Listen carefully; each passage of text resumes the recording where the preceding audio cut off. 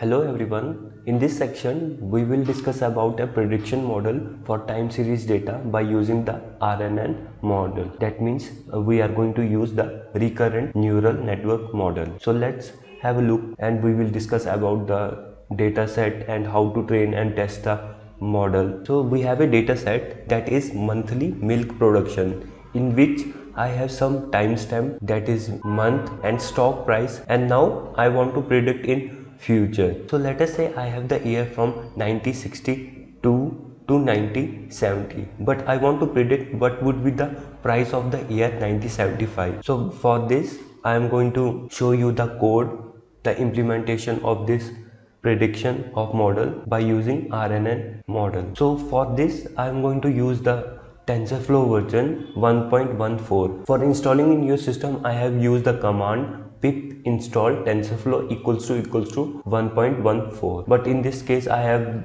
used the older version of TensorFlow because I have used some older version functions of TensorFlow, so that's why I've used this version. And if you are using a latest version, then you can uninstall it and install this version. So let's have a look at the example. First, we have imported a necessaries libraries. As you can see that NumPy, TensorFlow, Pandas for data frame dataset, Seaborn as SNS for processing the min max scalar. This is the important. And for plotting the graph, we have used the matplotlib.pyplot. After importing the libraries, now we need to read the dataset. For this, I am going to use the command pd.read_csv, and within this I have imported the monthly milk production.csv file along with that mention index call parameter. So after this I want to display the top two values from the dataset. For this I am going to use the df.head2.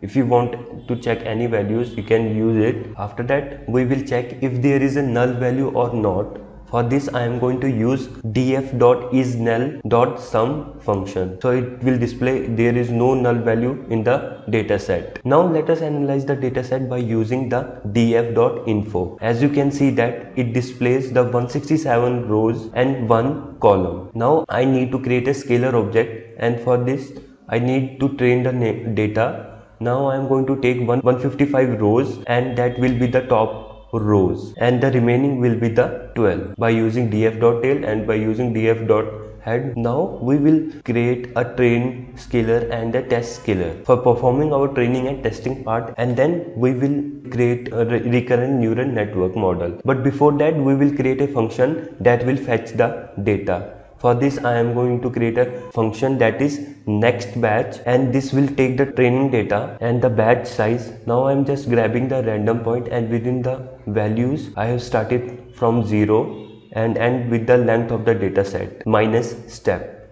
Now I will slice and reshape the training data. As you can see that I have slicing the values and reshape the data for training part. Now I will create a session, but before this I will create some number, that is num inputs, neurons outputs, learning rate 0.01, and the batch size. For this I am going to use the tf.placeholder function, and within this I have mentioned the data type, that is tf.flow32, and assign the number of time steps. That means the training part will be how many times will be iterated, number of inputs, that is 1. So after that we also play around with GRU cell. Now the question comes to in your mind, that is what is GRU cell? Basically it is being developed by Google for running machine learning models as well as deep learning neural networks. So it is used to create a cell class for GRU. So in this example GRU cell is distinct from the RNN subclass GRU in that its apply method takes the input data of only a single time step and returns the cell output at the time step,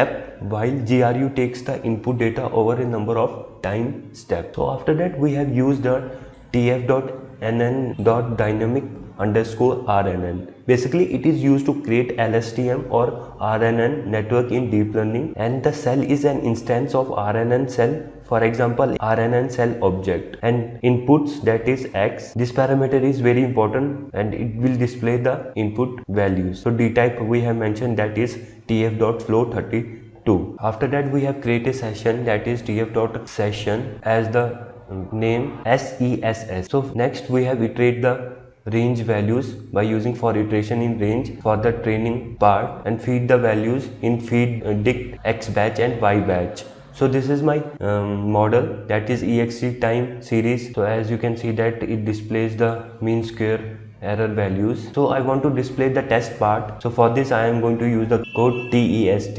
So it displays the price of the ER values. In this section I have transfers the training part values by using slicing and minus num time steps values.